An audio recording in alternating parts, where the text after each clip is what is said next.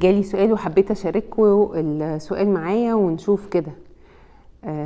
بتقول كنت متجوزة ومعايا ولد وبنت وانفصلت عن باباهم لأسباب تافهة، بس محدش فينا استحمل التاني. بعدها بسنة اتجوزت تاني وكانت أسود سنة في حياتي، ضرب وإهانة واتطلقت بعد معاناة. بس هو كان هايل جدا مع ولادي وبيحبهم جدا وبيخاف عليهم جدا، ولغاية دلوقتي بيكلمهم يسأل عليهم بعد حتى ما هي اتطلقت منه، وهما بيحبوه أكتر من أبوهم اللي ما كانش بيسأل عليهم. دلوقتي بقى باباهم عرف اني اتطلقت وبيحاول يرجع. هو مش وحش بس رمانا وما سألش فينا ارجع لمين فيهم. لا ثواني يا ست الكل بقى كده، ناخد استراحة من كل التفاصيل دي، تفاصيل الجوازة الأولانية وتفاصيل الجوازة التانية، ونراجع نفسنا الأول. أول حاجة نفكر فيها، ايه هي مسؤوليتك عن المشاكل والليل اللي حصلت في التجربتين بتاعتك دي؟ ما حصل مشاكل ادت الى انفصال في الجوازتين، انت ايه مسؤوليتك عن المشاكل دي؟ ما هي ما تبقاش غلطة اللي قدامنا بس. اخطائك كانت ايه؟ حتى لو كانت اخطائك انك سكتي على غلطات، يعني ممكن يكون انا ما عملتش حاجة غلط بس انا سكت على غلط فده غلط. طيب اتعلمتي ايه بقى من غلطاتك اللي حصلت في الجوازتين؟ عشان ده حاجة مهمة، ما انا لو ما بتعلمش من غلطاتي هفضل اكررها.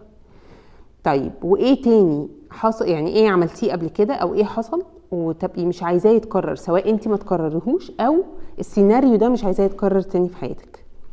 ولو في حاجات عايزة تشتغلي على نفسك فيها في الاستراحة بقى اللي انت هتاخديها دي، هتشتغلي على نفسك في ايه؟ في سواء انت شخصيا او انت في العلاقات. بعديها بقى نشوف، يعني خلاص احنا خدنا استراحة واخدنا وقت نفكر في الاخطاء والتصحيح والتعديل وكله تمام، واشتغلت على نفسي تمام. عايزين بقى نتجوز. لو انا عايزة اتجوز ليه؟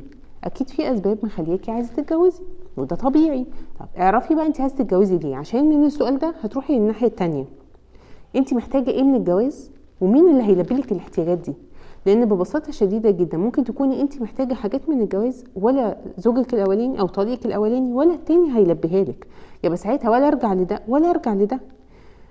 طيب الشخص اللي انت هترتبطي بيه عنده احتياجات هو كمان، هل انت قادرة على تلبيتها؟ هل انت هتبقي عارفاها وقادرة على تلبيتها ولا لا؟ ما ممكن يكون انا عندي مشكلة ان انا اصلا غير قادرة على تلبية احتياجات اللي قدامي، يبقى انا عندي برضو مشكلة.